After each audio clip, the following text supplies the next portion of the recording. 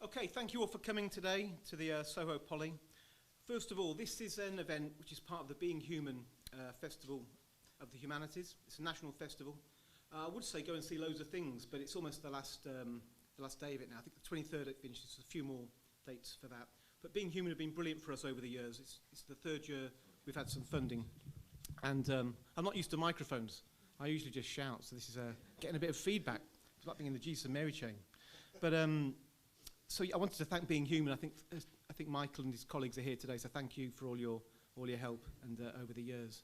I'm only going to speak briefly because it's not good being the support act to somebody who's fantastic. So I'm only going to speak very briefly about this.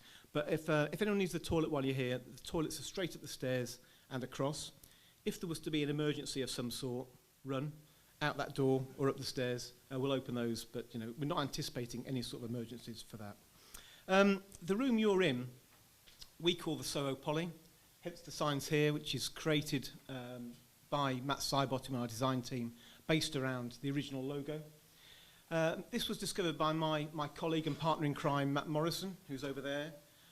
We do a lot of work together on these events, and Matt is the person that rediscovered this theatre around about 6 years ago. It was a storeroom. If you go in that little room over there, it doesn't look that attractive from here, but if you were to go in there, there's a lot of pictures which show what it was like many years ago. But when Matt found it, it was just full of rubbish, really.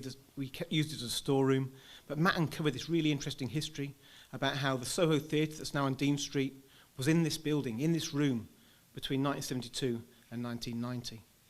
All those photos around the edge there are all taken by Nobby Clark, a really well-known theatre photographer.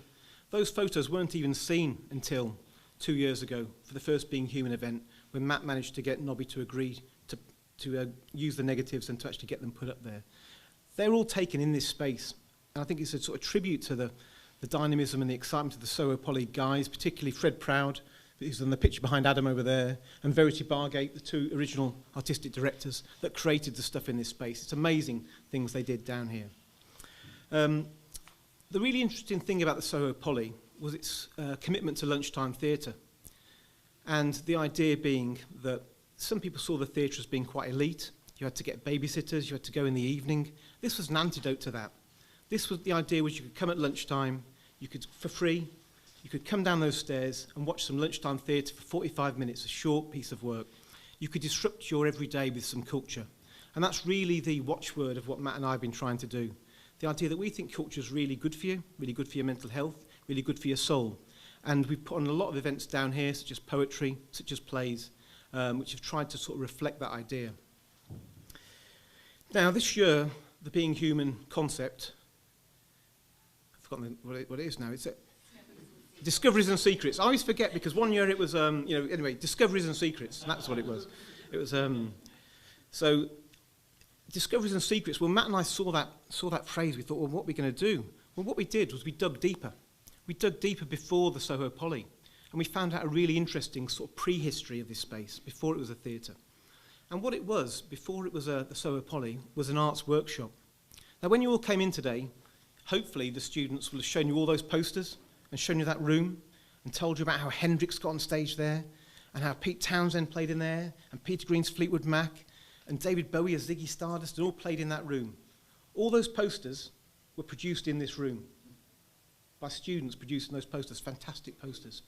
Over there, where Jonathan's sitting doing the streaming, over there was the developing room for photography. Lots of photos were developed over here. This was a really vibrant arts workshop. So we started to dig a bit deeper. We found out, as well as being an arts workshop, it was the home of Polyfolk. And Polyfolk was the students' folk society. And so all these things were going on in here. And before I talk about Polyfolk, actually, one of the things we did earlier in the week as part of Being Human was Hannah, who's here somewhere.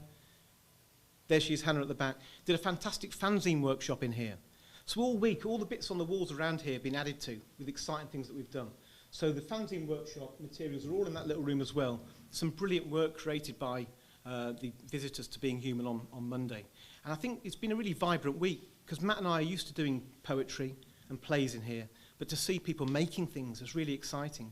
We had a climate crisis one yesterday with Greenpeace in, and there's all the stuff on the wall behind the camera, all around the the Environmental Society 25 years ago here, saying the same things that Caroline Lucas was saying yesterday about her 20 things that needs to be done. But anyway, Polyfolk, so this room was also used for Polyfolk. And Polyfolk was a student folk society. It wasn't actually in this corner, so we've been told. It's over in that corner over there was Polyfolk. For the theatre, they used this end, and where you're sitting now would be where the audience was sitting. But for Polyfolk, it was in that corner over there. About 2 years ago, Matt and I brought a guy down here called Dusty Pulver. And what a great name for a start. But his name's Dusty Pulver, and he came down.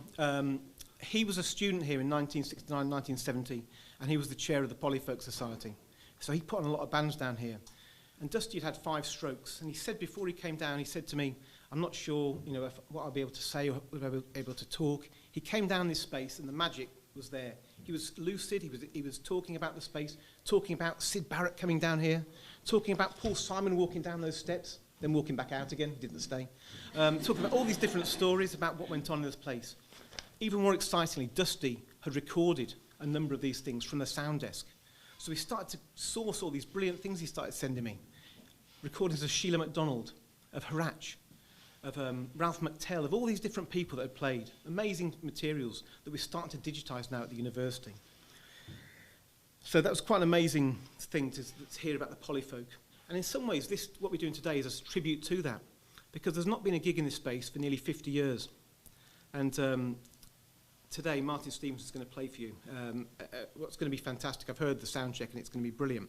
But I want to talk a little bit about why Martin is doing this for us today, because I'm really very excited that he's doing this. The first thing to say, why Martin, is because I was a Dainties fan in my youth. And as all good teachers have, I'm a lecturer at the University of Westminster. I've got a number of props. First of all, I bought this album in 1986. Did it come out? Yeah. So I bought that in 1986. Martin can barely remember himself. But he bought it in 1986. I actually saw Martin before that. And being slightly sad myself, I collect tickets. I've always collected tickets. If you look at my first ever ticket, XTC, Birmingham Odeon, 1981. But I managed to find some of my tickets when I saw Martin all those years ago. You can see Billy Bragg playing Islington this week, if anyone's going. The Dainties playing at Burberry's, the Click Club in Birmingham. Another Dainties one. I was a bit confused by this, because Pete Perfides, who's Soho Radio, he used to go to the club a lot, and I said to him about this. I thought it was 1984, but he says no, 1985 or 6. He's not sure. But then we see some other ones. I went to Leeds to college. I saw Martin play the Warehouse in Leeds. This was before the second album came out, which was Gladsome Human Blue. Seamless props. And then, in my third year at college, the day before, well, very close to one of my exams, I went to see Martin play at Leeds Poly. And that day, he was even better than usual, which is, amazing. And we decided, 3 of us decided, oh, he's so good. He's playing Rock City the next night. Let's go to Rock City. So we went to Rock City the next night, drove down, got there. We arrived at Rock City, we went and bought some tickets. Here's my ticket, Mike Stephenson, the Dainties. Now the reason, this is quite unusual for me, because it's got the stub on it. And the reason it's got the stub on it is because as we were walking up the hill out of the venue, we saw Martin and Ant, who was in the band at the time, walking along, and we thought, Christ, it's Martin, Ant from last. And Ant looked and said, I saw you last night. We'd been down the front at Leeds Poly, so he'd seen us. And he said, oh, we'll put you on the guest list. I'd never been on a guest list before. For me, this was like, unbelievable. Bloody hell, we've met Martin Stephenson. He's put us on the guest list. Martin said, sell your ticket, buy some beers. Sound advice, sound advice. Unfortunately, as you can see, I didn't sell it. We made very cursory attempts in Yates's Wine Lodge in Nottingham to sell these tickets to very disinterested customers. So we didn't actually do that. But at the gig, we went down the front, and Martin passed some drinks down to us. Cut then to about 10 years later, maybe 15 years later. I was home one night after teaching. The Champions League was on, and I got this phone call. Hello, Guy, it's Martin. I thought, bloody hell, what's this? Through a mutual friend, Martin had got my number, and he'd heard that I do some work on entertainment law, about law and contracts, and he rung me for some help about some contractual problems he'd been having. Out of this, along with a colleague of mine called Alex Sinclair, who's fortunately, he's supposed to be here today, but he's unwell, but a very interesting character who used to work for Robert Stigwood's in the 70s and was the head of publishing. We went back and actually got a lot of the rights back for Martin, from both his publishing contracts and record contracts at the time. So, you know, and we did this for Martin and then helped him with some other bits and pieces, some other work around licensing Morning Time for Nutella and things like that, some other bits and pieces. Now, the reason we did that is because part of the culture of the University of Westminster is about helping people, and it's about being a bit different to other places, and about actually, you know, we've got a long history during the First World War of rehabilitating soldiers and doing other things like this. So we like to try and help people if we can and do these sort of things. And one of the pieces of paper you've got there is a bit about lost in music. And that's the idea with that. It's a funded project to try and help people that are lost in music find their way through the maze of copyright and contracts and live things and stuff like that. And we like to think in some way that we helped Martin when he was lost in music. And Martin coming back to do this for us now is almost like, I think Martin's almost saying thank you for doing what you did all those years ago, helping him out with his contracts. I think I've said enough. There's probably stuff I've forgotten that Matt will tell me to talk about at the end, maybe, when I have to sum a few things up. But I think without further ado, I should pass over to Martin. As I say, he's a fantastic performer. I must have seen him 15 times. They sounded brilliant in the sound check. And I just want to leave with one thing. If any of you listened to Tom Robinson on Radio 6, 2 weeks ago, Martin was on. And I invited Tom to come along because we've got an event tomorrow where we're doing Pop and Politics at PCL, which is celebrating the PCL years where a number of bands played. If you get a chance for a look around later, you know, a lot of the material at the back of there about when Weller played with the Jam for Jobs for Today, the UB40 various gigs. We've got a ghost gig about a Redskins anti-apartheid gig coming up next month. These are all the gigs that took place. And tomorrow we've got an event where it's the anniversary of Pete Shelley turning up at Regent Street site when the students were occupying the building, turned up with a guitar and an amplifier and said, can I play some songs for you? And they said, yes. So they went in and he played for them on that day, and he played about 7 songs, then left. And tomorrow we're recreating that. We're having a little talk about some of the general pop and politics. And a brilliant student of ours, Matt's particularly, called Alex Hancock's going to be performing some of the Buzzcocks tracks, and then some select cuts from all these other bands that have played over the years. But to back to Tom Robinson had played PCL. And Tom Robinson, when he introduced Martin last week, I think I got this right, unless I was dreaming it, he described him as Sunderland's answer to Tom Waits. So I think, you know, what a phrase to talk about you in, Tom Waits. But all I'd like to say is, you know, I've been chuffed to see Martin so many times over the years. I'm really delighted he's here today to see Martin, who is now going to perform for you, along with Anna and Jim. And you're in for a treat, I promise.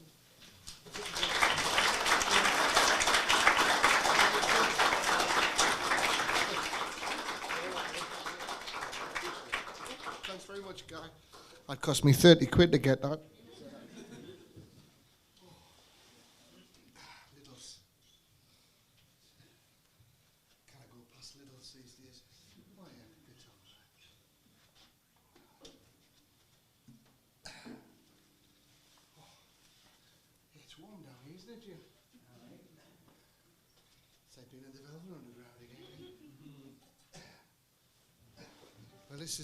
This is Jim Morrison on the fiddle.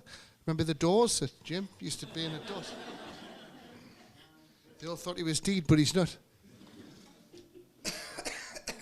That's Neil James Morrison.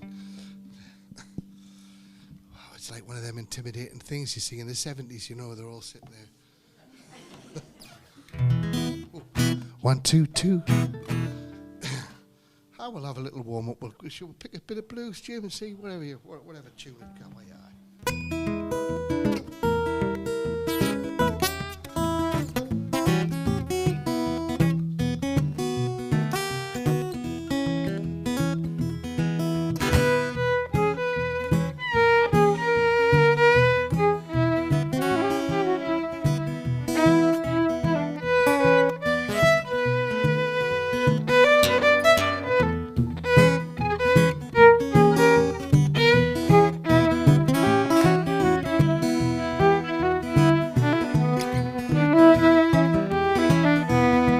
Well, let it rain, let it pour, let it rain a whole lot more. I got them deep old river blues. Maybe take the guitar back, just an elephant's tranquilizer now. If you take an elephant's tranquilizer, you live in the carpet for 4 days, the giant termites come and get you, they make you the prisoner, and they force you to make an album with Dave Stewart and Annie Lennox. So we'll just go. That's it there.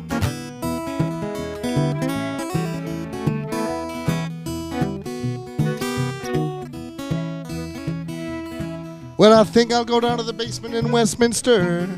Things are getting better down there, I'm told. I got the deep river blues. There ain't no one gonna cry for me. The fish go out on a spree. I got them deep old river blues. I normally, when I'm going loud, I come in on the mic, which is the wrong way around. When I go quiet, I move off. So I got it right there.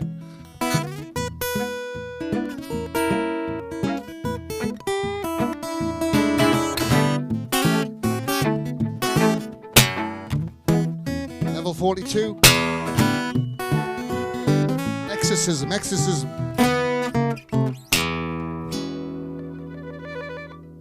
an extra 20 pence for that.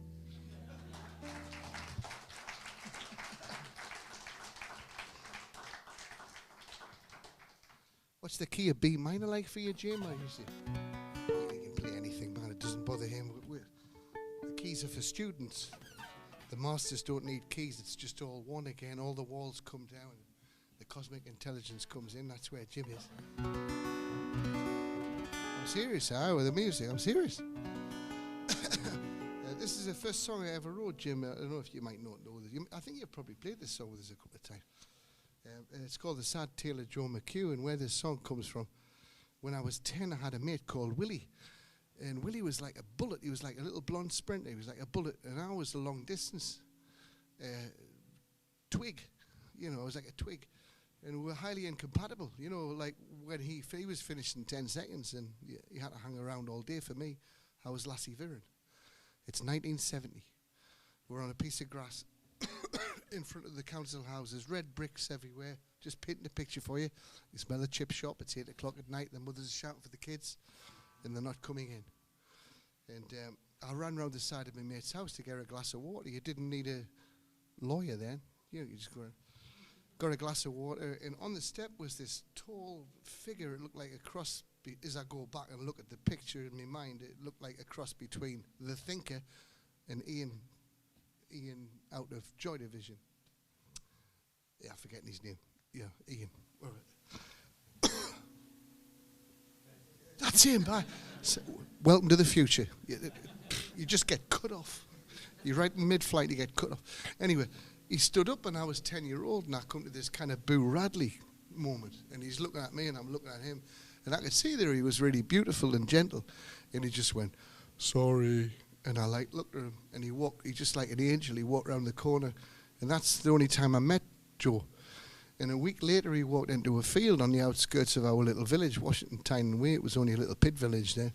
And he doused himself with petrol and he burned himself to a cinder. And I remember my mother weeping because she knew his mother. The whole community was just devastated. It was like a beautiful 19-year-old student who was suffering from depression. We didn't have the capacity to do anything at that age. I had a momentary meeting with him, which was burned. And I become a songwriter through that meeting, you know. I didn't realize at the time. And I just carried the image till I was 14, and then I blurted it out. I channeled it. I didn't know what my crown chakra was at that time. I thought it was a pub in heaven. Anyway, it come through. And then I hid it. I kept it. I carried it till I was 30. I'd written songs after that. But I had it hidden here. And then I was working with guidance a lot. They used to call me Dr. Rainbow in the van. I was always reading about colour therapy and forgiveness, you know. What the Nazis consider low forms of intelligence, like kindness and forgiveness, love, you know. That's the Nazis, not us, the Nazis. So anyway, I manifested the song when I was 30, and what helped me manifest it was guidance. I was dealing with guidance a lot, and that's how I operate in the here and now with the guidance. It's perfect. So I heard a voice and it said, look, you've been carrying this song for far too long. It's your first ever song. You need to share it. And it transformed it for us so I could. It said, look, think about the suicide. converted into a birth. So the suicide, you're free of that now. It's a birth. And it's not the death of a young man that you feel a lot of guilt or whatever it is about. It's an angel. So it's the birth of an angel as opposed to the suicide of a beautiful young student. And that's what set me free to share the song. And I started sharing the song when I was in my early 30s. So anyway, happy Christmas. And, this is the sad tale of Joe McHugh. Just shake your head if you want the vibrato.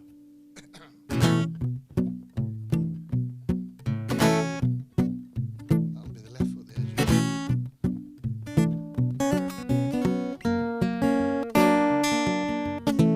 Joe would sit upon that step. His sadness hid, he needed help. Depression damped the sun that shone.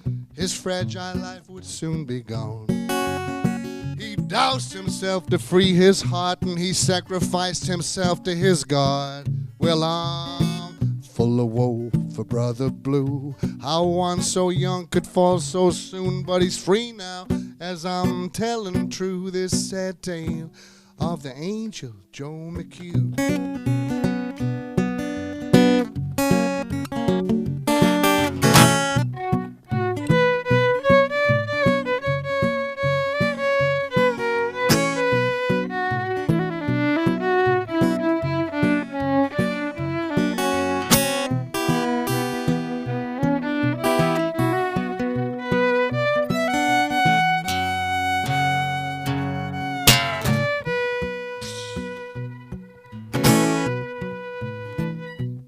He was 19 years, a work of art, his face a beauty. Silent heart, the stunning athlete, he ran the wind, he stayed a virgin, he never sinned.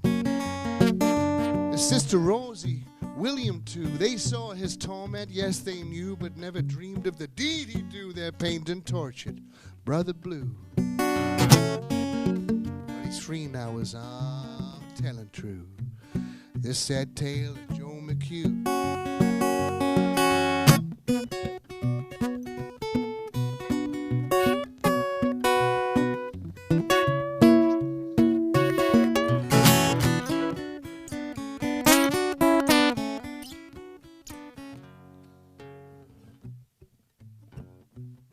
For the Wombles, underground, overground, wombling free.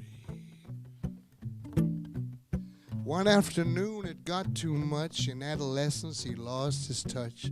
He walked a mile in pain and sorrow, up and there'd be no tomorrow. He drank that petrol, he doused his cups, he lit the match of Mother Nature's force. Another angel leaves this land, way on up to farther skies, loving hand. But he's free now as I'm telling true this sad tale of the angel Joe McHugh. Take us home, Joe.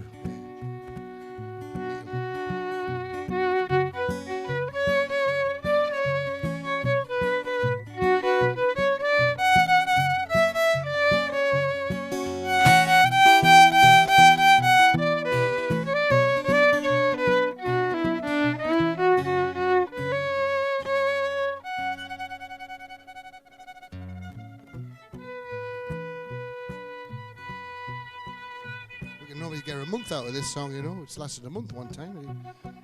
It's 5 albums.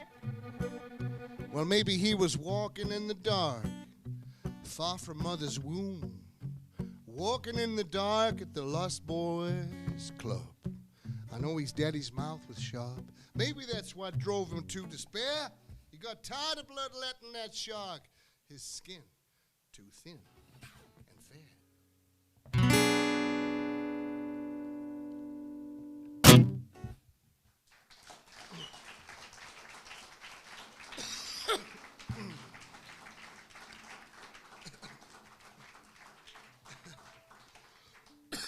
I always get the look from certain people in the audience, right, we're going to give him Mogadon. Yep, he ticks all the boxes. Yep, section the booger now.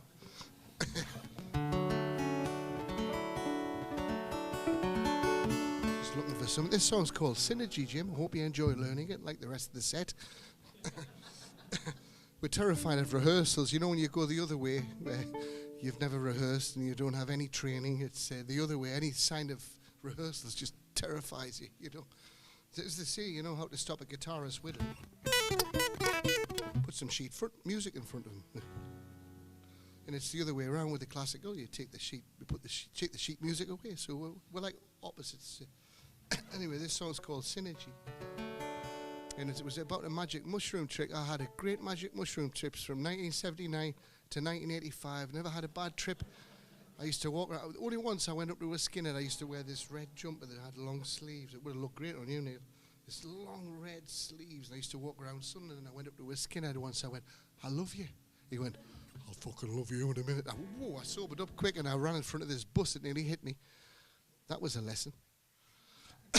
But this song's called Synergy. It come from a bad trip. I was sitting like this, I remember, and I remember seeing me desert boot just doing this. And I think, I love me desert boot. I forgot about the other one. I'm just tripping away in Satellite of Love's place. Satellite of Love, you know. And it's just, oh, it's great. I forgot I was just happy, and I turned around. There's this dark figure. A Bauhaus fan, you know. And it was Mick Hanratty, my mate, and he was like, everything had gone wrong for Mick. He was carrying the pain, you know. He was a cynic, and it just went. It was like the bad genie just jumped in me. So that's 4 hours you got with that, unless you drink a lot of orange juice. Anyway, this song comes from just coming out of there, and it's about when you get the giggles and that, and it's about this is before the hair pull Synergy. This is way before that. And it's about the dualistic or the fragmented becoming one. Yeah, oneness. Perceiving everyone as an awakening being who is here to claim his or her birthright in the higher consciousness planes of unconditional love and oneness. That's what I tell the skinheads. This song's called Synergy. It's an interesting cookie. It's just let you in with some information. I used to work with a lass called Jenny Astley, songwriter, left field, avant-garde kind of, and she said that Tears for Fears, when they originally got together, was to make money for primal therapy. And you know the primal therapy, you go back to your scream. Mine was just like a little cough. But you know, some have got these almighty screams, and then they have a pre-primal, then they have a full primal, and then apparently they're great. Then they become fin tone material. But I think we had one of these as well. It's about that. So it's anyway, I'll shut up.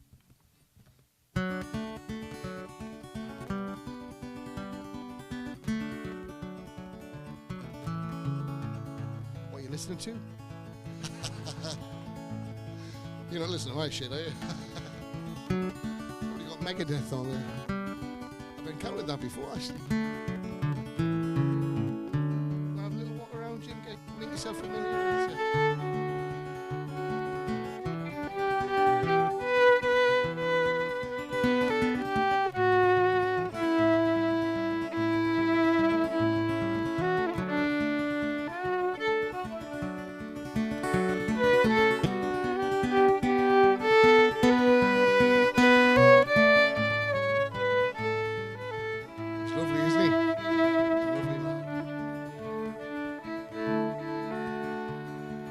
Pacing the earth with our sights set on heaven, willfully becoming one to surpass all of the things we alone could achieve, never in which case we chose synergy. We took a path of bombarded impression, losing ourselves in the moment, seeing the true self as none but a feeling, scuffed by the lessons of living. We shed intense fear, saw the largest lamp in the world, then we returned to fulfill our ambition, like the Romans, selfishly with synergy.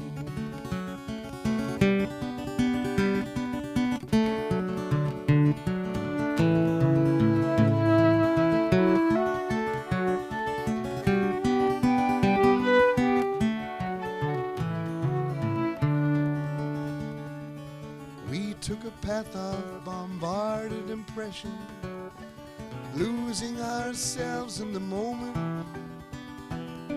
seeing the true self as none but a feeling, scuffed by the lessons of living. And we spoke with death and shared intense fear. We saw the largest lamp, that'll be the pre-primal, in the world. Then we returned to fulfill our ambition, selfishly synergy.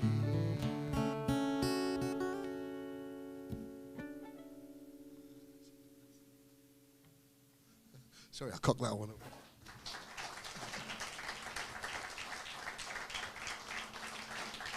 Gonna invite my friend and my lovely partner Anna, who's a lovely, lovely person and very talented woman, and Anna's had quite a history selling the drug baroness. No. Anna will never tell you what she did. She's the opposite that I am, gobshite. But when she was young, she worked with Rick Meal, and I love Rick Meal and Adrian Edmondson. I didn't realise that the young ones for 2 years before it went on the telly, we were all kind of 20-something-year-olds watching on the telly. By that time, Anna said no to the Bad News tour, which I would have killed for, and she went away and worked with Lindsay Kemp for till you had your lads, and that was quite a minute. She met her husband, Eric, Neil's dad. And it's just been great. It's great when you meet somebody later on in life. Divorce is a good thing, you know, because you get a chance to meet somebody else, and then you fill in the dots. It's great, you know.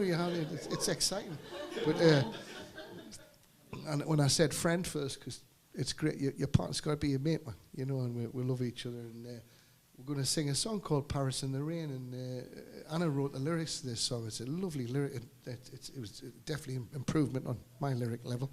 And we went to Paris, and we had 3 days, and it was pissing down. So we had onion soup. And being a very selfless boyfriend, I took it to all of the guitar shops. we had a look at the guitar shops, and people watching, and cups of tea. I love that, you know. We just had a really nice time. And went back to the hotel one afternoon, and she wrote this lovely lyric, and it's about and just to give you a little bit of insight, on the Sunday we went to Rule of Pick, you know, where Van Gogh, the man without the ear, you know, it's hard to believe he never sold a painting, you know, but anyway, we went to just have big kids and be on Rule of Pick, and it was Sunday. We spotted this old, like a little small studio in it, and there was a window, and there was an old easel in the window, and had paint all over it and all that, and it said press the button. So Anna pressed the button, and this old guy come the door, looked like Vincent Price with a white hair. Next thing I know, he's got the door open, he's kissing Anna up the arm like Gomez Adams. And they're speaking Spanish to each other, and I'm trying to be 56 and not jealous. What's he fucking saying to you? What's he saying? Oh, you know, he's kissing his way in this. But what it was, he was telling her that he'd left Barcelona when he was 6 with his mum, the same time Picasso left when Franco came in. There's another dictator. And he'd lived in Paris all his life and become a painter. Then suddenly he saw these paintings on when he was a young wild stallion, all these naked pictures. And I says, come on, we're going. He was in his 80s. He was in his 80s, threatened by a white-haired ghoul. It was brilliant. And he was called Raymond, I don't know how he pronounced his second name, Gaux, Guix. Boy, this guy doesn't know how to talk, Jimmy. You know, you should get on with this. Anyway, this song's called Paris in the Rain, and Anna wrote these lovely lyrics. Check them out. If you hear a line that says Raymond's in his time warp, that's...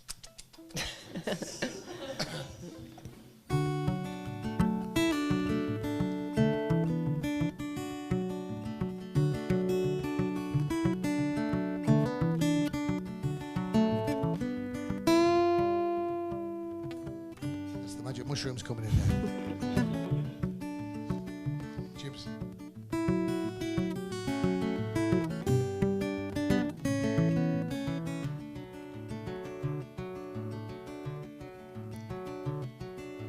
Thank you for bringing me Paris in the rain, holding me close to you, never any shame, playing old guitars and a sweet mandolin. Fiddle song. Fiddle, fiddle. Sharing hot chocolate, flavored with just a little sin.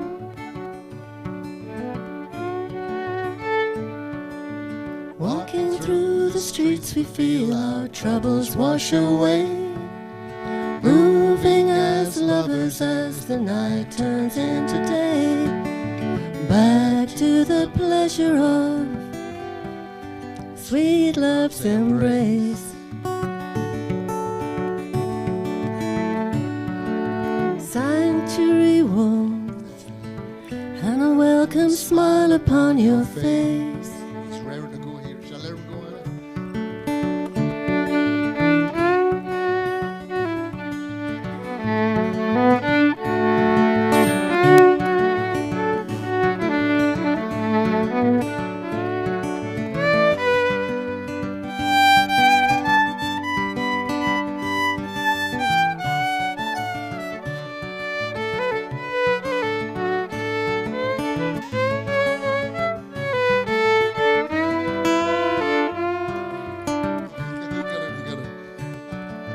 Great on looks, man. Great looks, man.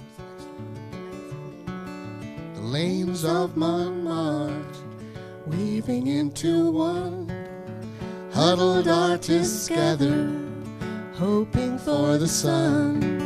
Graffiti strewn bridges reveal the art of the day. There's some art of the day there, Jesus Christ. And Raymond's in his time war. Oh, he's just survival at play. When I say the old git, I'll give him a kick in the shins. Thank you for bringing me Paris in the rain, holding me close to you, never any shame, playing old guitars and a sweet violin. That's the one, fiddle, rhymes from Madeleine. Sharing hot chocolate, flavored with just a little sin. He's a poor boy, he's a poor boy, he's a long way from home. Merci pour Paris.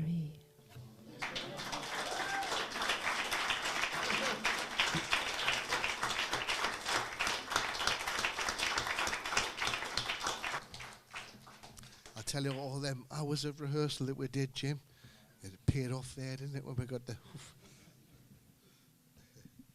We're going to do a song about a fiddle, because, you know, it's lovely. This is Jim's Chinese fiddle, but it's still worth about $2,000.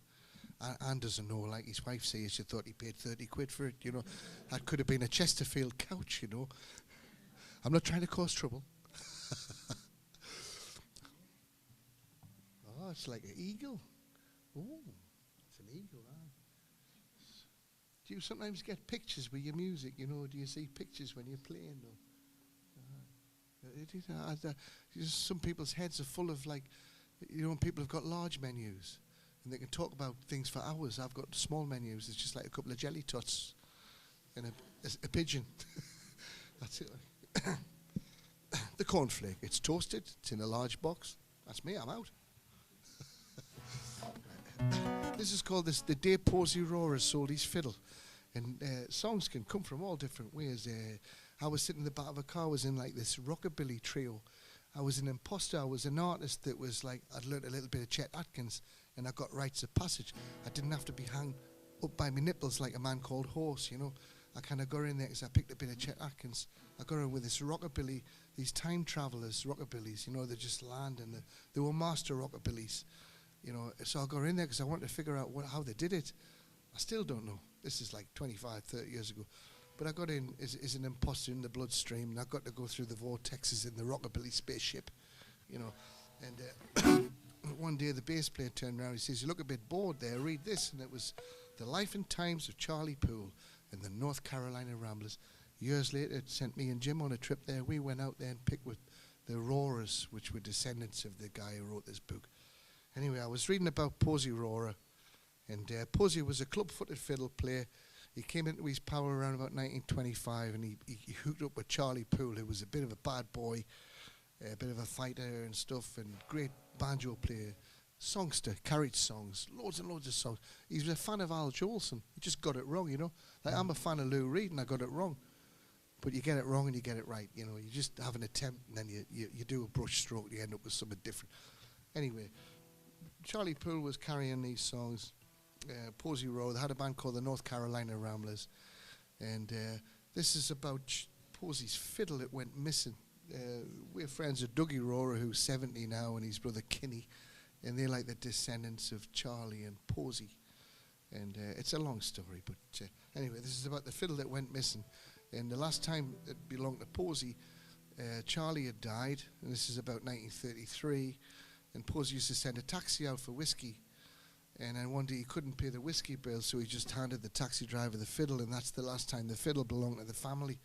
And they're still looking for this fiddle, you know, so that's what this song's about. Just wait till the smoke machine finishes. And we're using the Chaz and Dave a lot tonight. There's Chaz, and there's Dave. That's the brass section there, the Tower of Power, just for you in the basement. There's Ian Jury coming in now. Baby, please don't go down in New Orleans. You know I love you, so don't go up the white stairs. Baby, please don't go. Yeah.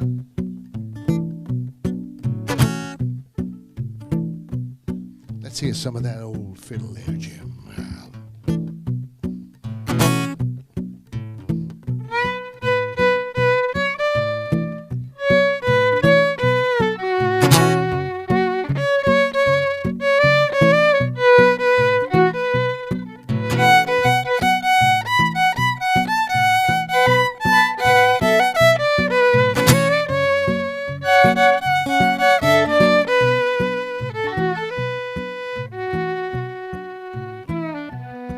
It was a sad day.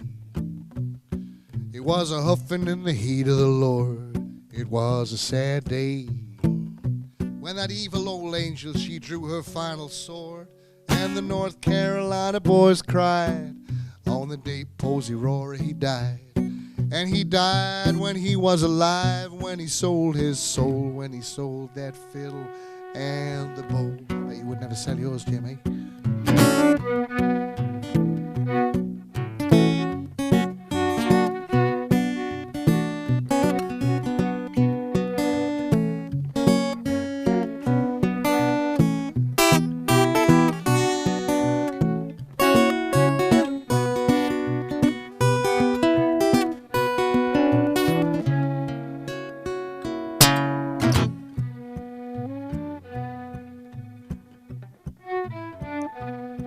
It was a sad night.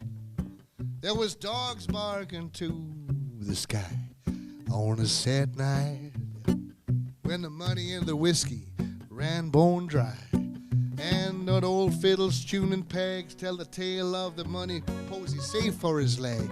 He had a clubfoot operation, selling all the liquor he could to the North Carolina's muscle and blood. The North Carolina boys cried on the day Posey Rohrer died. And he died when he was alive, when he sold his soul, when he sold that fiddle and the bow. Play that lonesome fiddle, Jim, there. Sorry about the American accent, out of drama.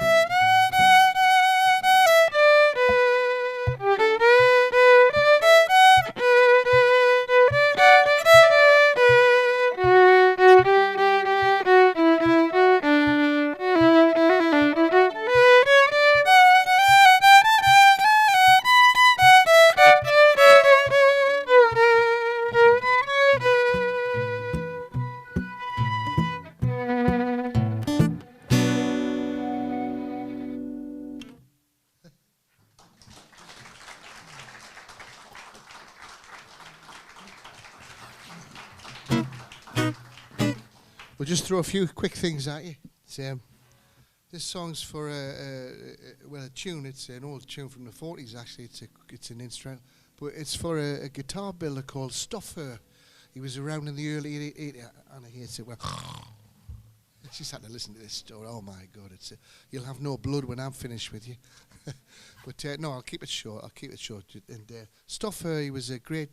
what he was he was a cello and, master craftsman for the King's Court in Austria. But then he would, like a lot of luthiers, he was distracted by the little novelty instrument popularised by women in parlours. So the cock rockers were nowhere to be found then. Slash was miles away.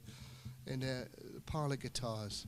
And it was women that popularised the small guitars. The Americans always come along, just like, they sneaked over, they saw our Harry Potter car, and then they sneaked back with the plans, and then they made the Cadillac. It's the same principle. They just made the speakers bigger, but not necessarily better. So if you look at the guitars at the turn of the century, they had small bodies. We called them parlour guitars. And Stoffer was a master cello and violin maker, so he had all the knowledge and the skills. So he turned on the guitar. He was distracted by this little novelty instrument, and that's when the guitar just went woof in its evolution. It went wow. And the first thing he did was, if you look at the side of Jim's violin to the side, can you see the Persian slipper? The other way, that's it, Jim. See the Persian slipper?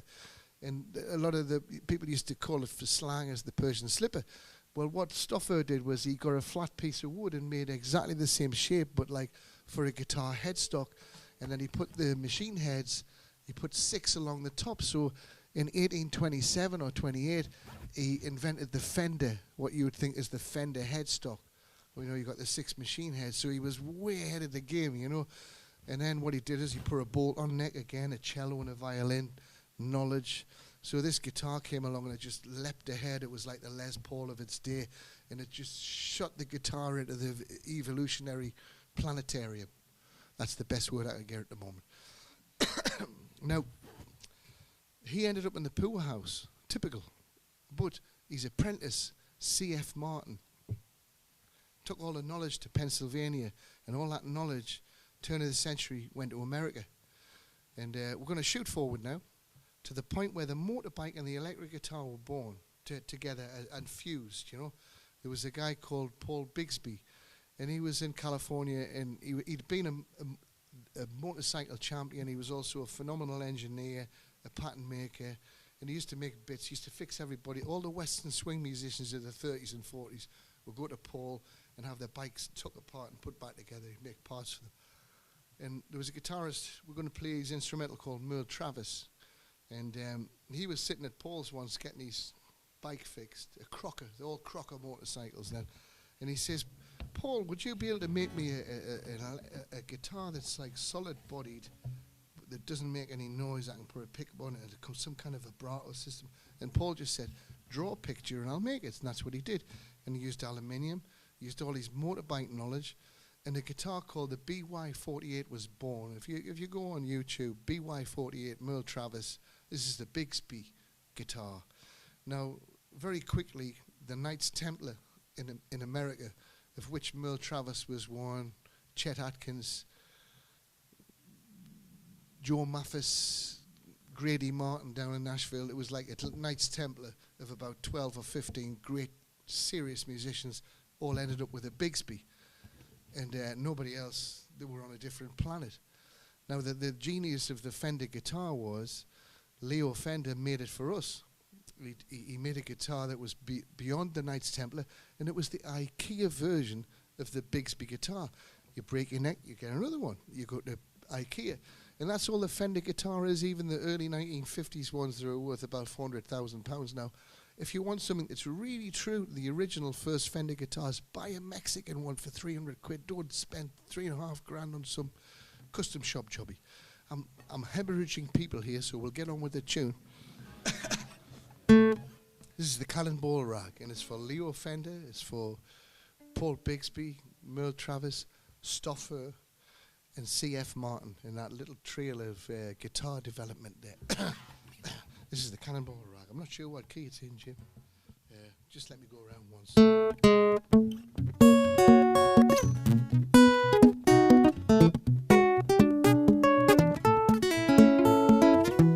Is that B or so? I'm not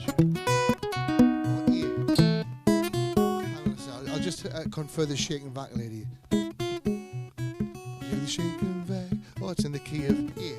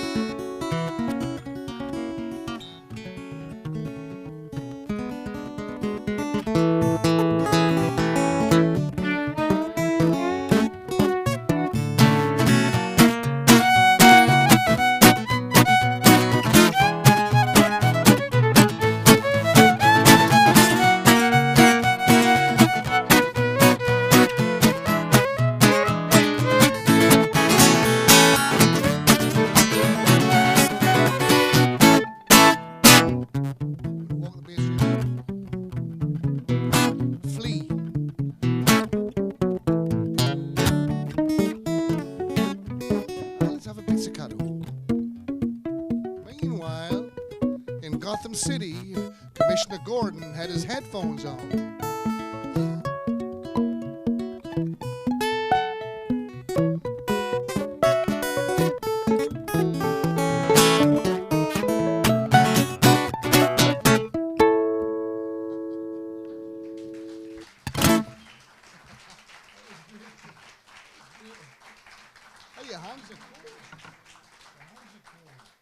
Jim's hands are cool.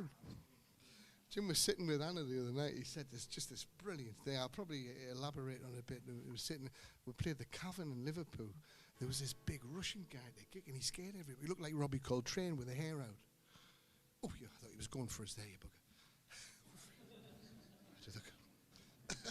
I do balsa wood kung fu. And anyway, this big Russian guy says, he got a CD and he went off and grumbled away. And then Jim was going, "Where's the Russian man? Where's he gone?" I says, "I don't know, ask Anna." "Anna, where's the Russian man? I was wanting to go for dinner and have a chat with him. He seemed a very interesting chap." I said, "He looked like an absolute throat slasher to me. But Jim, if you know, he's scary." Anyway, "I like the Russians. I drink with the Russians. They're good people." He says, "Sometimes when I drink with the Russian men, we sit there and we put a bottle of vodka until it's all gone. And then the Russian man says to me, 'Do you trust me?' And he's looking at me and he's intimidating me. 'Do you really trust me?' So that's how every day we say that now. But before we go, Jim, do you trust me? Anyway. Look at this song there. This song's called Mother's Son. And, I always wanted to be gay, actually. You know, I was quite disappointed when I realized I was a kind of a reluctant hetero. What a concept for Pink Floyd, eh? But say I had a renowned homosexual friend, I was kind of jealous of him. He was like funny. Everybody was scared of him because he had a really sharp tongue. He worked in a nightclub and he had girls' names for all the bouncers. You know, "Shirley, put those glasses away." You look round, he's 6 feet. Shirley's like a Mitchell brother. There's loads of them out there, Mitchell brothers. Anyway, this song's about being a mother's son. I'm a mother's son. When the van used to come to pick us up to go on tour, I knew it was full of sarcasm, but I didn't care. I stood and gave my mother a good old kiss on the council house step. "I'll miss you, Mum." And they've gone, "Ugh." But they all got kisses off their mothers as well, man. Anyway, rather than being a father's son, we have a saying in our band: the guitar is our gun, it fires music. As long as I don't sing, nobody gets hurt. The little noises you're hearing back there is Neubauten are getting back together. They've chilled out a bit now. I remember playing in 1984 at the ICA. Remember the ICA? And they were repairing the stage. Neubauten had been in earlier on. They'd sawed holes in the bloody stage. They had cement mixes. It was like a building site. Brilliant. Anyway, this is called Mother's Son. It's in the key of D.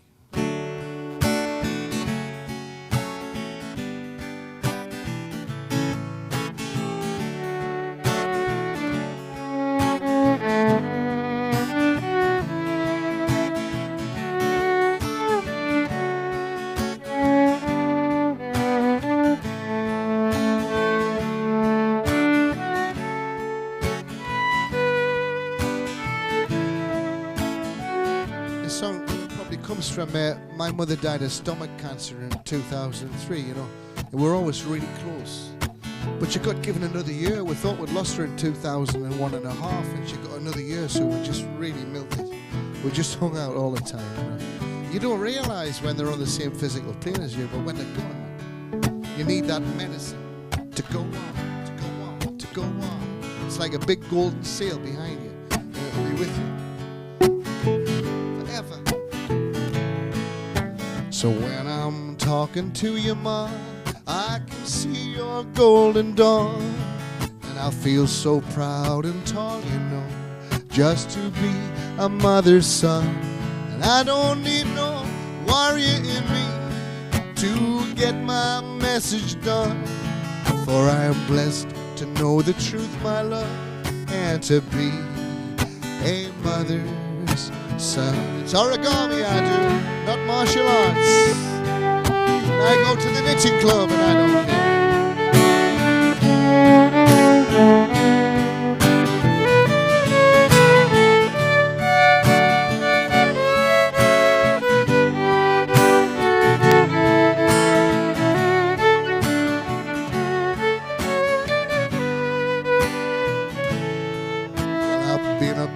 so long now. I call this exile home. That's the Highlands. And I don't mean much to many souls, but at least I've seen my children grow. And when the sun pours down so loathfully, I'll never feel alone in this world. For I am blessed to know the truth and be loved, and to carry my mother's medicine, my mother's medicine.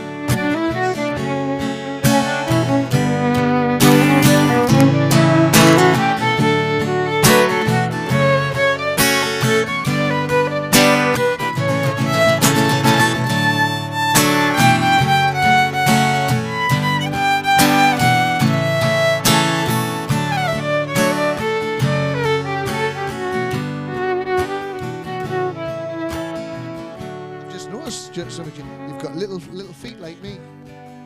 Little feet. These sketches are 2 sizes too big.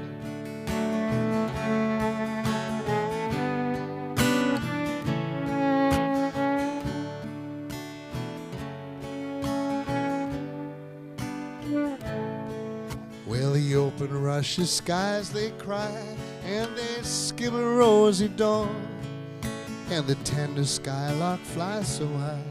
She's soon to be born like your sweet medicine, Ma. I can feel you calling me home from the spirit world. Now I'm blessed to know the truth, my love, and to be my mother's son.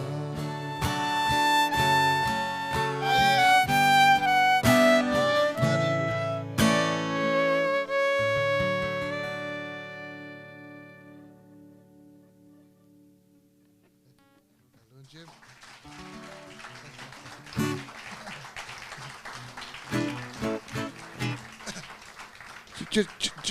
Just tell us when you want us to stop, Guy, because there's nothing out there for me and Jim. It's this is free therapy, and we'll not stop till everybody's dead. You'll be known as the bearded ladies if you know. Yeah. Just throw a couple of quirky songs in there of kind of. I get the songs. I think they throw the songs out the song nest, and everybody goes, "Oh no." I'm getting them, it's like caring the song community. But, I think there's something interesting there. This song's called Goodbye, John. They've all got different.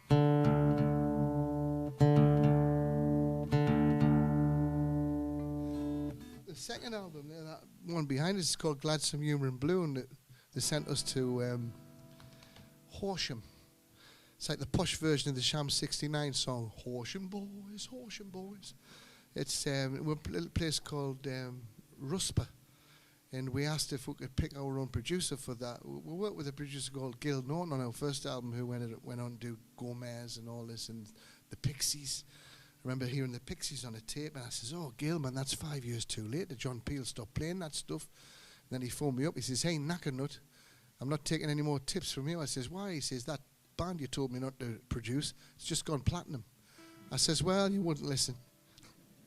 But anyway, we went on and we used a guy called Paul Samuel Smith, who was in the Yardbirds. I loved the Yardbirds when I was 16. Sid Barrett, Peter Green, all the losers, all the people who give the money away and die in the gutter. That was my, that's where I was.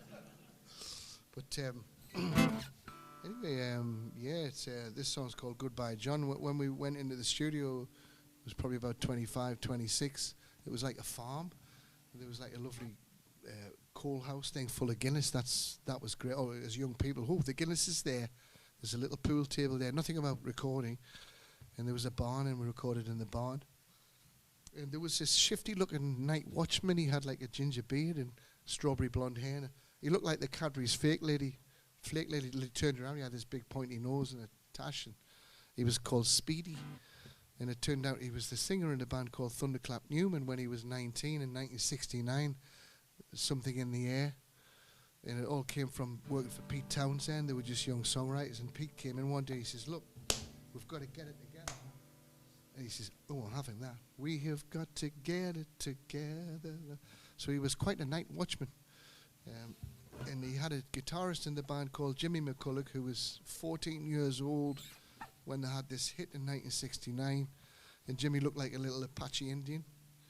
And he played the SG, and he ended up in Wings years later and all that. And he didn't see 30, Jimmy, probably not 25, So this song's for Speedy and little Jimmy. Thunderclap Newman lads, and it's a stream of consciousness.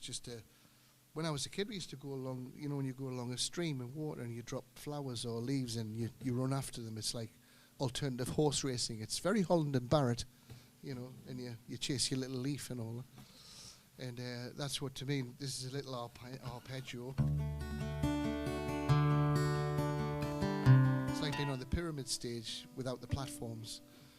And it's... and then you just drop the pottery on the top, where dare I call it pottery, you know, just some people, my dad would call it bullshit. I actually sang this song in my dad's coffin about 5 years ago, and I'm sure the me and my daughter were playing the song, and I'm sure the coffin rattled, and I heard this reverberated voice, and it was going, "Shut the fuck up." That was me and my father's relationship, you know. It was, some people call it support. This is called Goodbye, John. Thanks for your patience.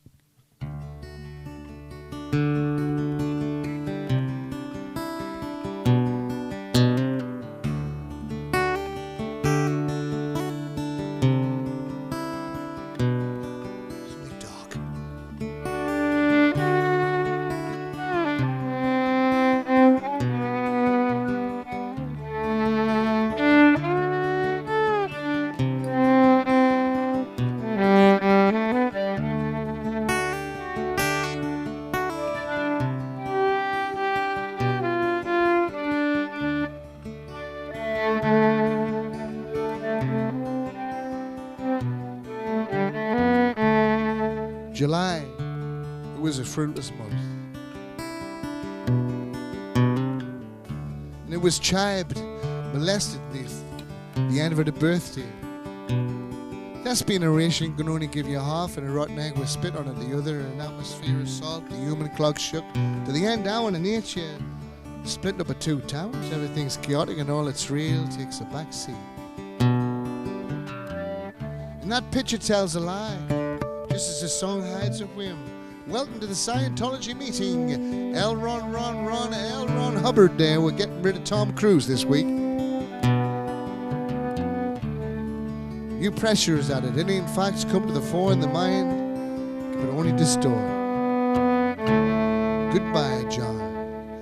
I hope you're there to meet me when I'm gone. My old son, the grass is black. We both reap the same yard.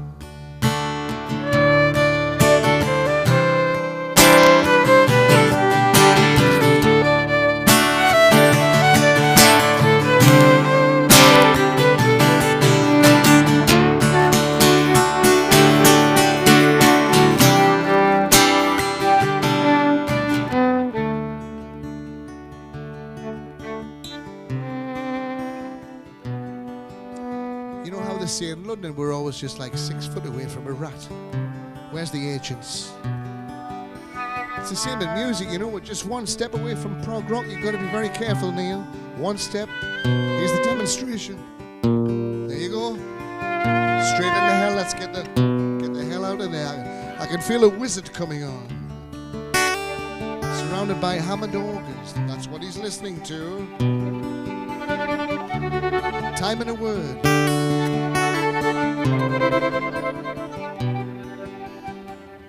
From the Cabbage Patch Boy to the thud of a streetcar as it moves with the one of the morning. The pedantic light shift, it sends waves of fear over the solitary storm.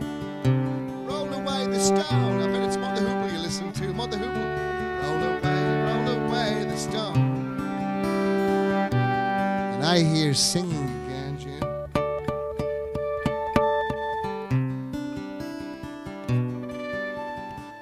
Erection starts, and the dawn once again. Goodbye, John. I hope you're there to meet me when I'm gone. My old son, the grass is black.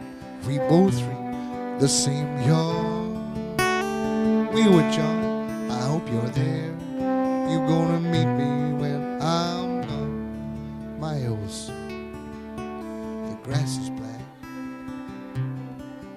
We both reap the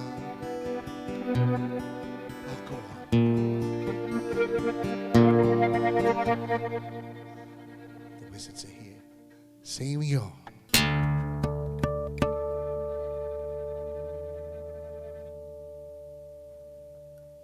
ghosts are coming in.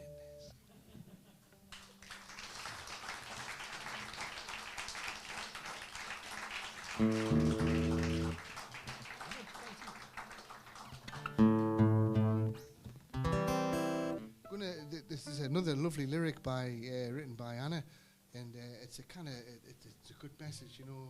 Every kind of heaven. Do it in C. Is C a good key?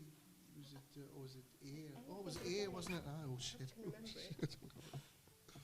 Here comes the capo. Well, we can cover all the keys. Have you had a good morning? Are you studying here? Or I know you do, guys. Aren't we? Have you had a nice morning? I like the dungarees, by the way, fella. Look nice. Nice spotty top there. There's some good clothes here. It's nice to see you. Yes. Crawl, crawl, crawl. Purple. It looks cool. Just figure it out now.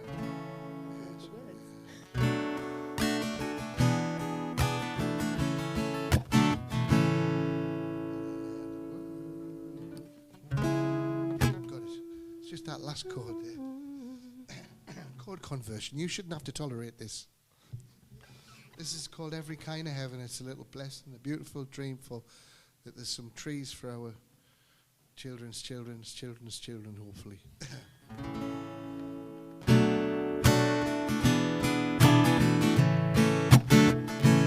We need birds, we need bees, we need flowers, we need trees. We need every kind of heaven for our garden. We need skies, we need seas, we need rivers, we need streams. We need every kind of heaven for our garden. And the world could be a better place. Yes, the world could be a better place with every kind of heaven in our garden.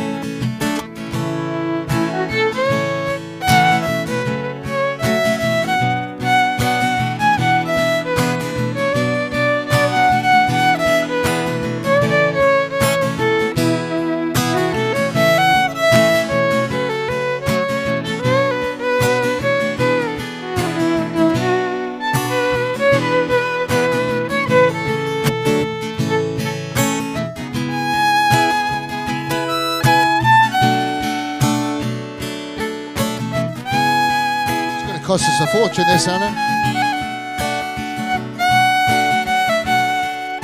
PRS. Say, yes, I say, now's the time, don't delay. Heal the earth, hold the land, sea and sky.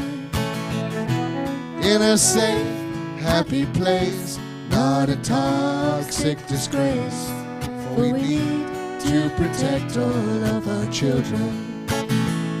For there's no need for the greed. As we sow, we shall reap. Even birds as resilient as the phoenix can't be heard through the cries and the flames of an earth that is poisoned and painfully dying. And the world could be a better place.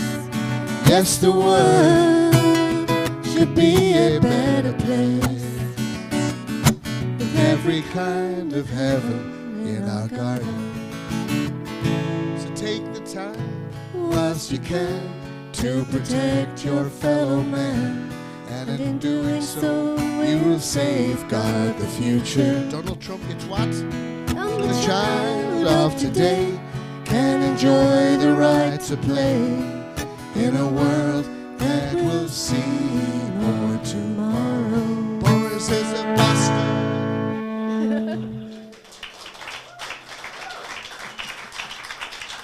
Lovely song, Anna. Lovely lyrics. Great lyrics. God, there's some really cool guys. The guy looks like Steve McQueen out. A bullet just walked in. Look at the suit, man. It looks cool, man. Cool, man. I sometimes think I still look like that, and then I see myself, I see my father's father, never mind my father. Oh, it's tough at the top, Jimmy. Just think of something. We're going up to Birmingham tonight. It's up, isn't it? It's not down. Everything's down where we live. Down to Iceland. Have a think of something interesting.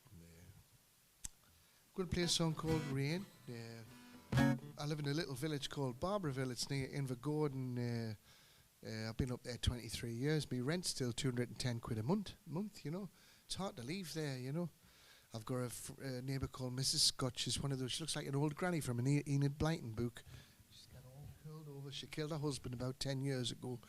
He's under the patio. It's just me and her know about it. And, you know, it's little things like that. When I get the man flu, I phone her up and she hops over the fence, man. When I can't quite reach me lemsip, it's tough. It's a joke. Don't want to get a feminist group together here. Anyway, I'm just talking shite while I think of the next song. Yeah.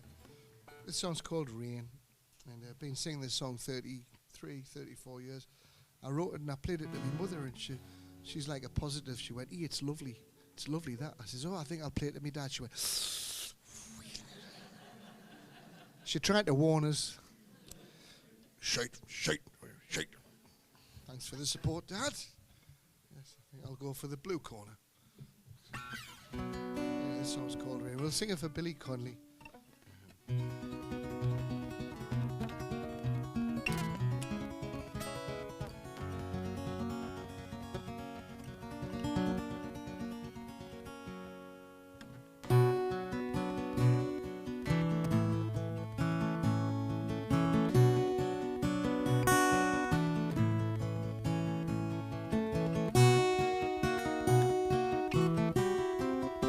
Traps pretty quick here.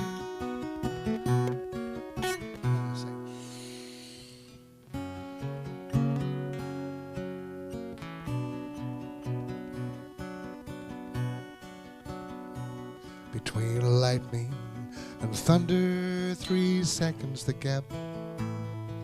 A warm candle glow keeps this wood room from black. And my cat, she sleeps on an old clippy mat.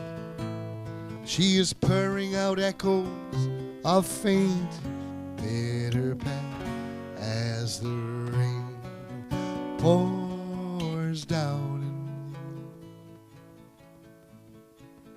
Rain, a most haunting sound. Rain makes beautiful music. Rain brings peace upon all whom it falls. Somebody did an empathetic cough the other way. 3-4 cough. The old subconscious and I are back on speaking terms. She's sending her colors and her beautiful words. And far, far away are the harsh city folk. I'm surrounded by country, surrounded by night. As the rain, not like this one, and I'm not sure. As the rain, you never know, pours down in the yard. Rain, a most haunting sound. Rain,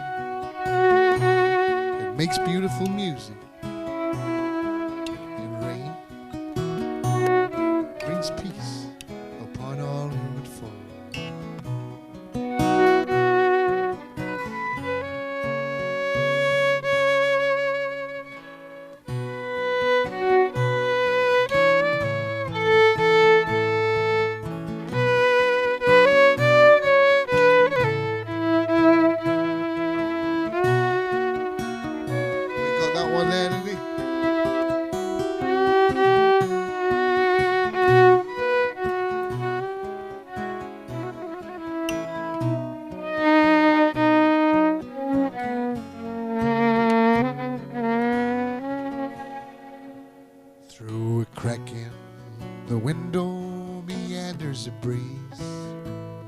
It aids the mimic of the cricket through the rustling of the leaves. And the ghosts need not scare me, they're welcome within to share my rye whiskey and watch with me as the rain pours down me. Rain, a most haunting sound, makes beautiful. Did you hear that girl's voice there? And rain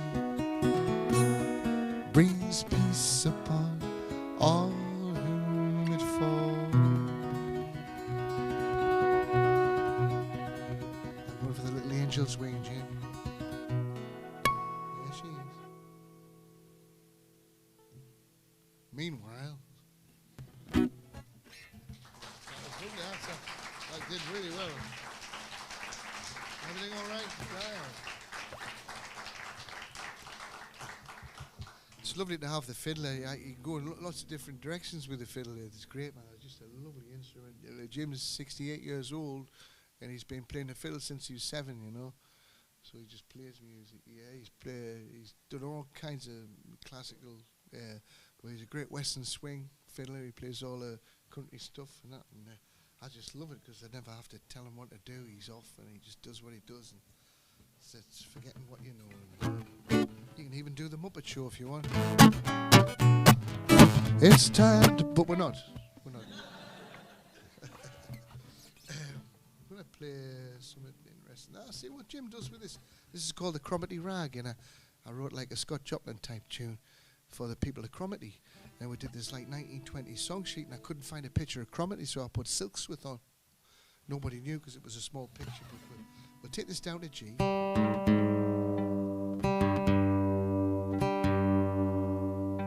Only doing 2 strings. It's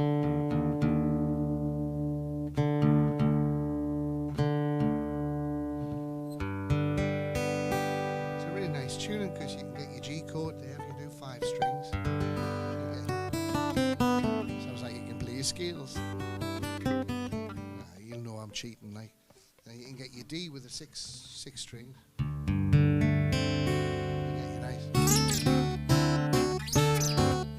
your nice stridey guitar thing. We used to copy the old piano players where you get the stride, the bum chick to the middle, bum chick, bum. So that's the bum chick. There's Chaz, and there's Dave. Chaz and Dave. That's the left hand, and then you've just got the index finger to play the little melodies.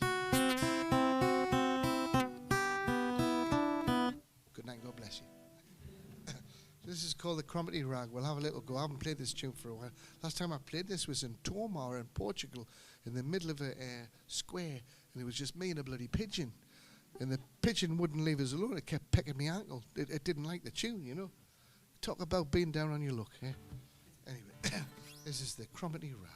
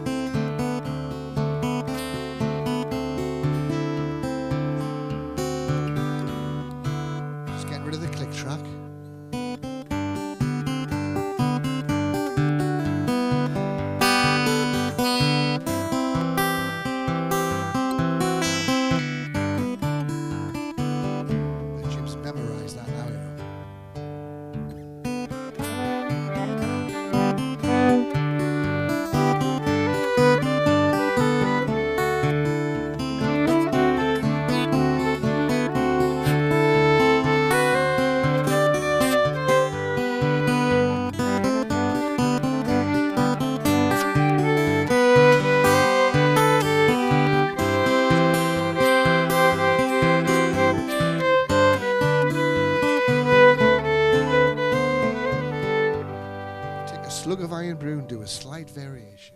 Just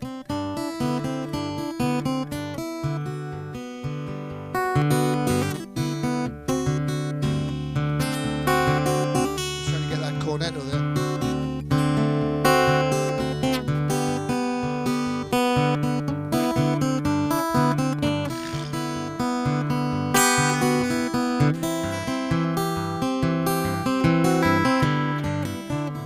So Greece there, everything speeds up in Greece. Let's go to Greece. I went to Greece with my first girlfriend. We're on the plane going to Kavos, and she was reading this magazine. She kept looking at me, and she was reading an article. It was, "Can your relationship survive a holiday?"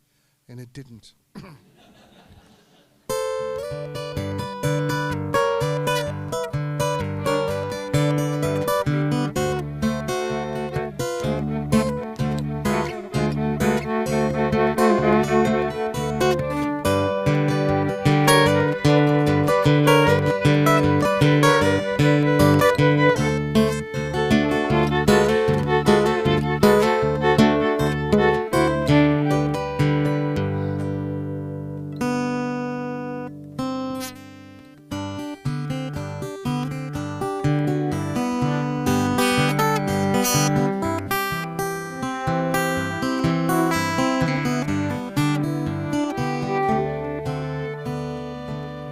Watch out for this bit, Jim.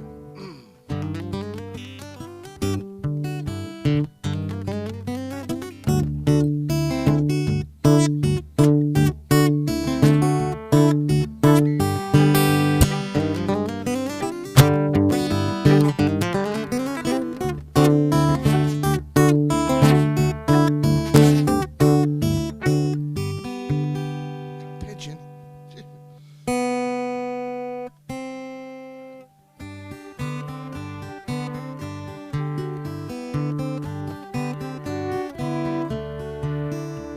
It's quite sinister, Jim, when he stares at you when he's playing. You intimidate him. Tell me, Jim, do you trust me? Do you really trust me?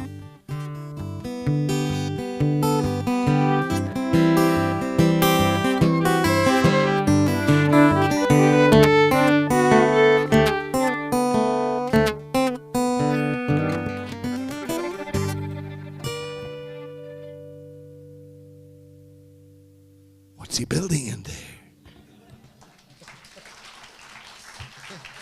We'll do one more.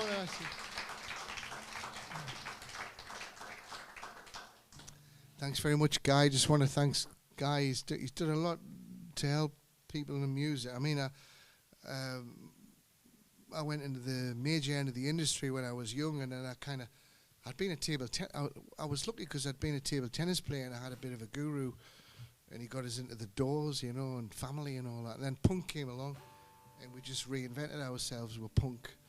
You pretended that you didn't like Steve Hillage 6 months earlier, and you kind of rebirthed in punk, you know. But what punk was great as a 16-year-old in 1977, 76, it was like skiffle music. You made it yourself, and suddenly you were allowed to play music if you were shite. So we all got in there, you know, with Council House mentality, and the Clash were like awesome, you know. And of course, the new wave came along from 76 and 77. By 78, we had what we call the new wave, and that was like your XTCs and all these student art bands sophisticating it and making it really wonderful and taking it in lots of. I mean, from Susie and the Banshees, from our first gig at the Screen in the Green, 1976, where she just jumped up and recited the Lord's Prayer. It's amazing what Susie did from that point, you know, from our bass player having the guitar the wrong way around, and they didn't know what the hell they were doing, and where she took that, you know, is awesome. Young people are incredible. I just think, I know low budgets you can't live the rest of your life on, but young people do great things with low budgets. I'm not trying to encourage Mr. Trump to, you know, or whoever it is out there, but sometimes when you're on a minimal, you can do more when you limit yourself in a way. When you have low self-esteem and joke.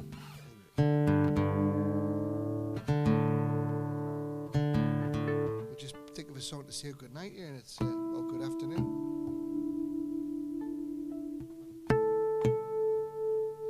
Stardate 243220. Klingon vessel approaching.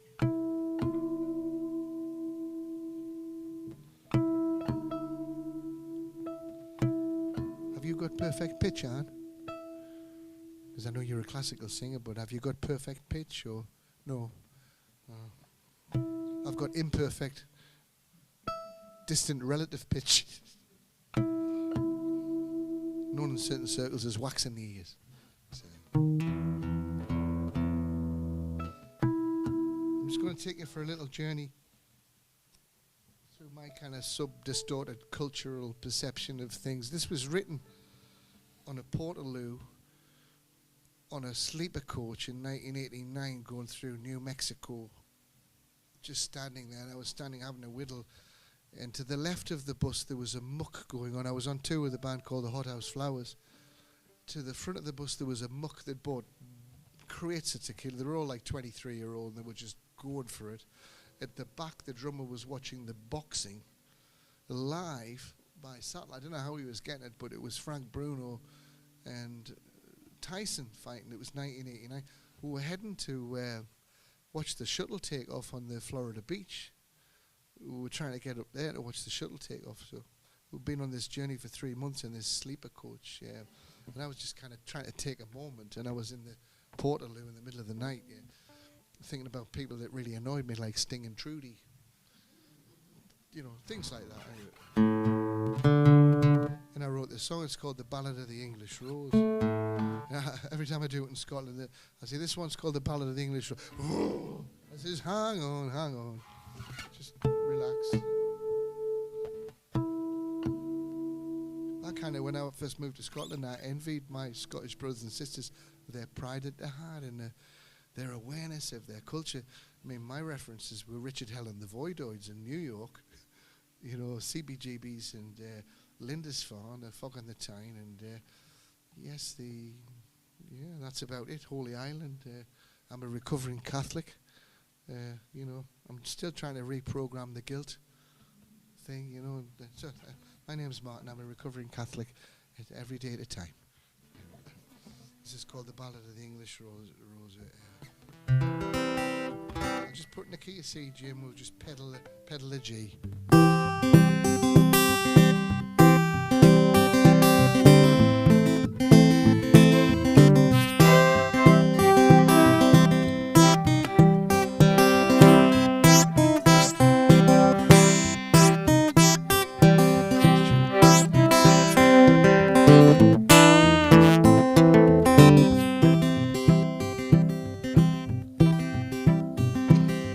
This is the story of an English rose who sank to a level of despair.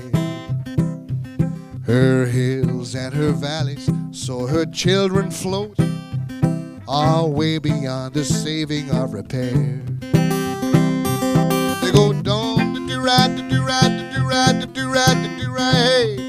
What's a hooray, Henry, any fucking way? Well, I'll bring you the ballad from the heart of the bard, and pray that journey keep you safe. Pick it, Jim.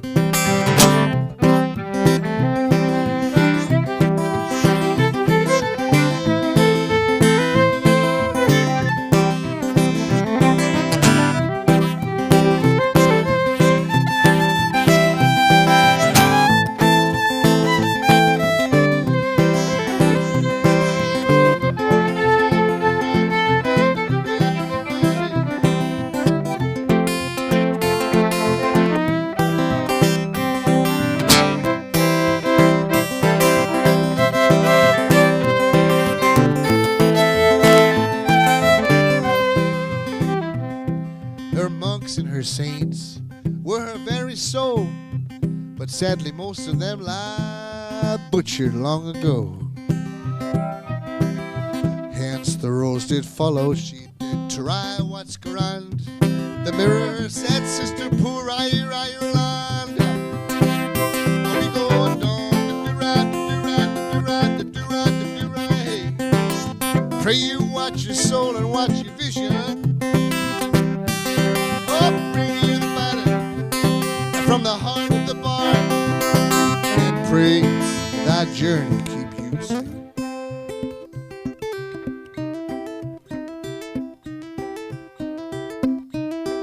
Nothing like repeating yourself. Our massacred halos, they're all a massacred now. Empty churches, they show a wounded home. Through faith and the ballad, we have but come to the shores of St. Oswin, where where the blood did trickle, and incarnation as ballad at these shores. We can see the crazes lingered to now from before.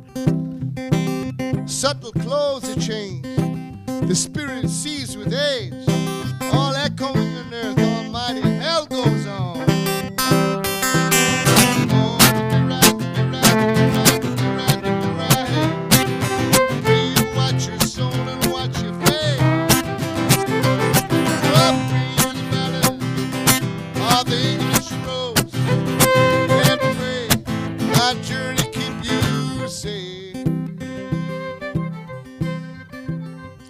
I was singing Let Me Out of Here before I was even born. It's such a gamble when you get a face. It's fascinating to observe what the mirror does. But when I die, it's for the wall I set a place. And I belong to a blank generation. I can take it or leave it each time. I belong to the generation. Epilogue for those who were bored. I'm in there. Well, it's gone. Sometimes it does, sometimes it doesn't. From the dead past, the imagined future, all we have is now, all we have is now. Oh, yeah. Well, I view the eerie plot now, 'tis all evil and all blue, it's just a game of being friends now, for me and you. And I feel the English rose like most insect traps, it's kind of thin and bonny colored. Well, it's got death beneath its cap. I feel the English rose is a prisoner not free, and all that ever mattered were Jim Morrison from the Doors, the Saints and the Seas, and Mississippi John Hurt. So don't do-right, do-right, do-right, do-right, do-right, where you watch your soul and watch your fate. Well, I bring you the ballad of the English rose and pray thy journey keep you safe.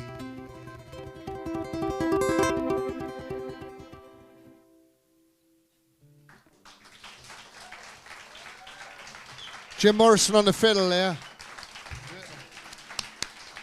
Anna Levine on the vocals there.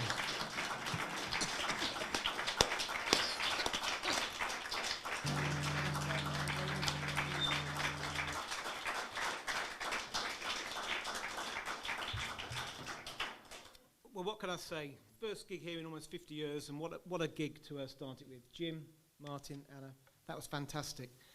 Before, just a couple of little things at the end, really. Thank you, obviously, for this. Thank you, Jonathan, and the team, for doing all the work for this. It's been fantastic. Thank you, Matt. Thank you, Anna. Thank you, Being Human, for putting the money up for us to do these sort of things.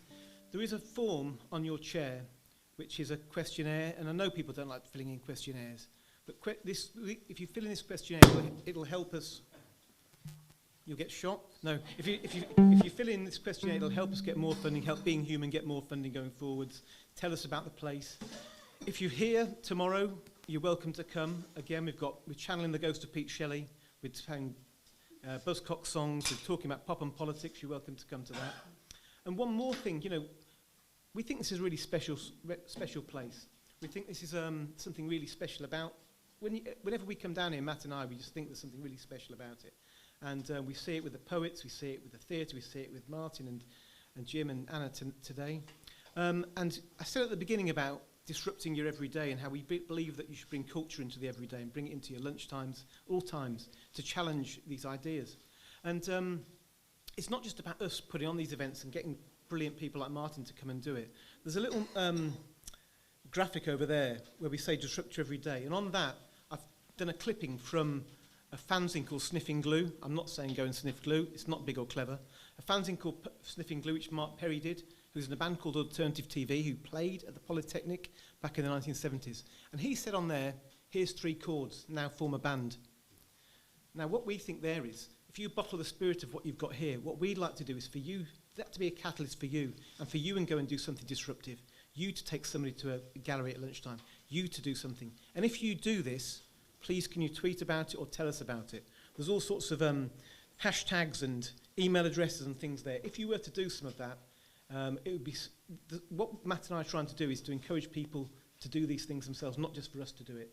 And as Martin was saying earlier on, part of that punk ethos was really about that. Part of the spirit of the Soho Poly was about that, and part of Disrupt Your Everyday is about that. But thank you all for coming. Thank you again. Martin's got to go to they're all going to a gig now in Birmingham.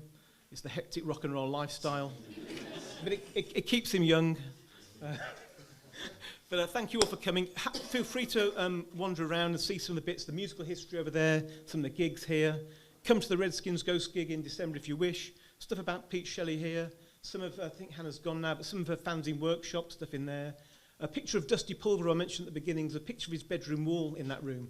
And all student walls should be like Dusty's bedroom in there, with a poster of The Who and Pink Floyd and Shirley Collins and all this sort of thing. But thank you all for coming. Really appreciate it. Thank you, Martin. Thank you, Jim.